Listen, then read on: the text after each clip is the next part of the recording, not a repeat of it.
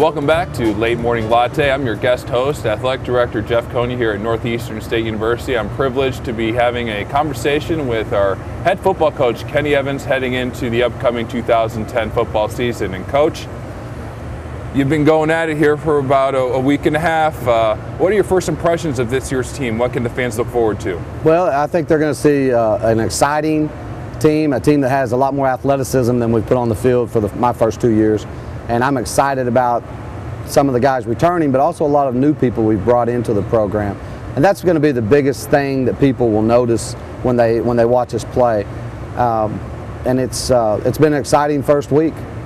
Now, who are some of the names and the positions for the casual fan to keep their eye on as things come to fruition here? I'm going to start with the offensive line. They never get any credit, and those guys they had to start here 2 years ago as true freshmen, and now they have some experience under the belt. And anyone that's been involved in football knows that you have to have experienced offensive line.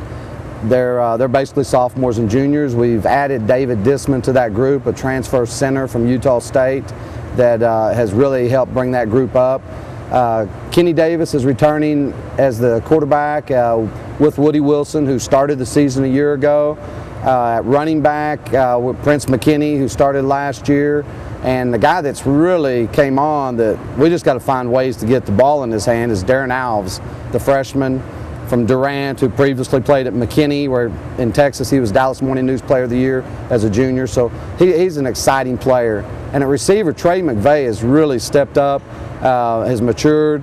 He's a father now, and in fact 2 weeks ago had his son.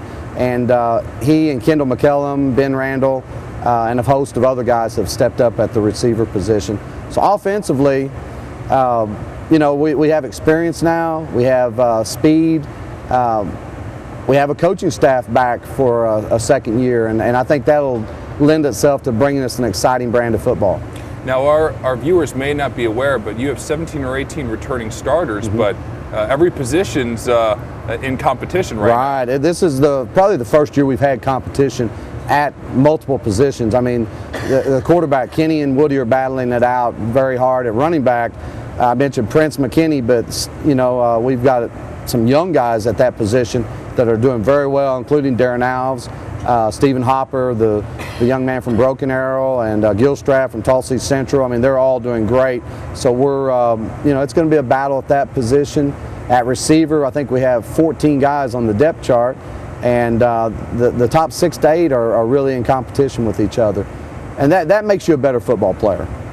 Now, there's a big measuring stick right off the bat on September 2nd when the Riverhawks travel down to Tarleton State. Tarleton, as you know, was in the NCAA Division II playoffs last year, but when they came up here to Tahlequah, Oklahoma, it was a hard-fought defensive battle, a 6-0 game. Right.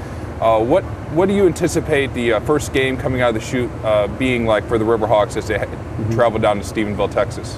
Well, they have a new head football coach, and who's instilling the same philosophy that they had. They want to be a tough football team that controls the football and has a chance to win it at the end, and that's what they did last year and won most of them at the end. We were in a lot of games toward the end last year and probably weren't mature enough as a football team to get the job done. Hopefully it'll flip-flop this year. Tarleton is breaking in a new quarterback and a new defensive line, which were 2 of their strong points a year ago.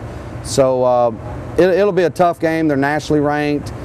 They've got some spots they've had to fill in with, and our guys are very excited about that opportunity against a top 10 team and getting things started right.